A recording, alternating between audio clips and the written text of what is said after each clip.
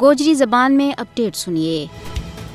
بھارت کے زیر تسلط جموں کشمیر دنیا کو وہ علاقہ ہے جت انسانیت کی کائے قدر و قیمت نہیں ہے۔ اوت کا لوکاں کو لو پانی تو بھی زیادہ سستو ہے۔ اوت وہ کوئی تیاڑو نہیں جب بے گناہاں کی جان نہ لی جاتی ہوا ہے۔ قتل و غارت گری کا اس سلسلہ میں ان دنوں بے حد باد ہو گیا ہے۔ ماورائے عدالت قتل اور جاری مقابلہ میں کشمیریوں نے شہید کرنا بھارتی غاصب فوج کو معمول بن گیا ہے۔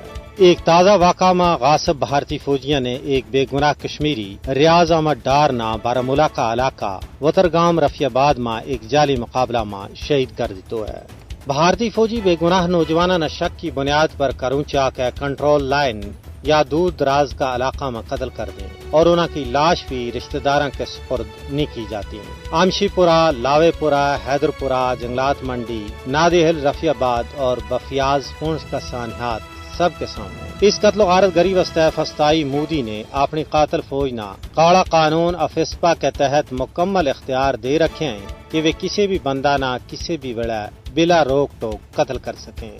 انہوں کو کوئی محاسبہ نہیں ہے بلکہ ایسو کرن پر فوجیاں نے تھپکی انعام و اکرام اور ترقیاں تو نوازے جا رہے ہوئے۔ یہی وجہ ہے کہ غاصب فوج کا اعلی حکام افسپانا مقدس کتاب کو درجہ دے رہے ہیں کیونکہ اس کے تحت انہوں کی کائے پوچھ پرتیت نہیں ہے۔ کشمیر میں 1989 تو لے کے ہون تک 96,340 بے گناہ لوگ شہید کیے جا چکے ہیں، جنہاں میں 7,347 وہ نوجوان ہیں جنہوں نے جعلی مقابلہ میں شہید کیے گئے وہ۔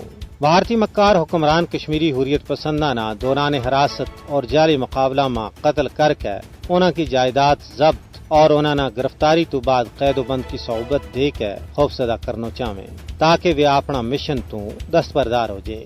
لیکن یہ بھارتی فسطائی حکمرانہ کی پول ہے۔ کشمیر کا حریت پسند عوام جنہوں نے اپنا حق واسطے بیش بہا اور لازوال قربانیاں کی ایک عظیم داستان رقم کی ہے، ان تعدیبی حرباں تو خوفزدہ ہو جائیں گا، ایسو ہرگز نہیں۔